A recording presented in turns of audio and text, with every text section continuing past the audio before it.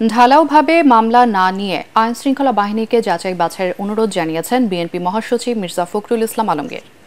সংবাদ সম্মেলনে তিনি অভিযোগ করেন, বিভিন্ন স্থানে দখলদারিত্ব, সহিংসতা ঘটনার সাথে ঢালাওভাবে বিএনপিকে জড়ানো হচ্ছে।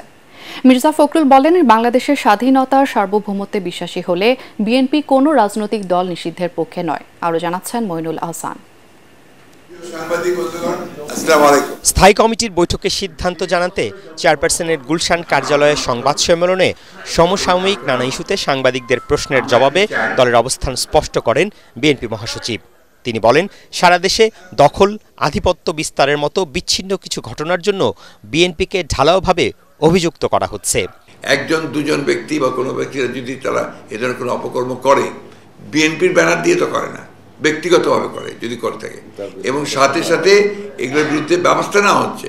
আপনারা নিশ্চয়ই দেখেছেন, পত্র পত্রিকায় গেছে আমাদের প্রায় 56-57 জন নেতা যারা জড়িত ছিল, কর্মী, তাদের বিরুদ্ধে কিন্তু সাংগঠনিক ব্যবস্থা নেওয়া হয়েছে, তাদেরকে দল থেকে বহিষ্কার করা হয়েছে।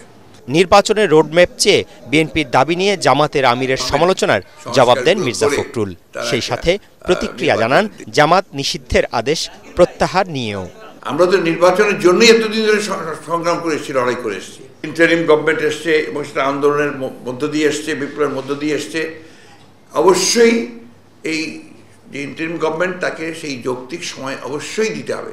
সারা দেশে ঢালাও মামলা দায়ের ও অসংখ্য মানুষকে আসামি করার সমালোচনা করে এ বিষয়ে আইনশৃঙ্খলা বাহিনী ও ভুক্তভোগীদের সতর্ক হওয়ার পরামর্শ দেন বিএনপি মহাসচিব। এই যে ঢালাও মামলা দেওয়া হচ্ছে এবং আপনার যে কোনো মানুষের বিরুদ্ধে শত্রুতা থাকলেও মামলা দেওয়া হচ্ছে, এই মামলাগুলো নেওয়ার আগে আপনার আইনশৃঙ্খলা রক্ষাকারী বাহিনী যেন একটু যাচাই করে নেয় যে কোনটা সম্ভব, কোনটা সম্ভব না।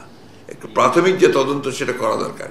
তা নাহলে একটু ব্যক্তিগত সূত্র থাকলেও তার নাম দিয়ে দেওয়া হচ্ছে। দেখা যাচ্ছে সেই কথায় আপনার খাগড়াছড়িতে কোনো ঘটনা ঘটেছে, সেটার মামলা দিয়ে দিচ্ছে আপনার গোটা দেশের নেতাদেরকে কেন্দ্র করে। এটা একটা বিরূপ ঘটনা ঘটছে। আমি মনে করি যে এটা আপনার একেবারেই বন্ধ হওয়া দরকার।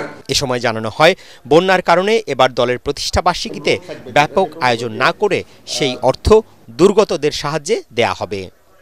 মইনুল আহসান, এটিএন বাংলা, ঢাকা।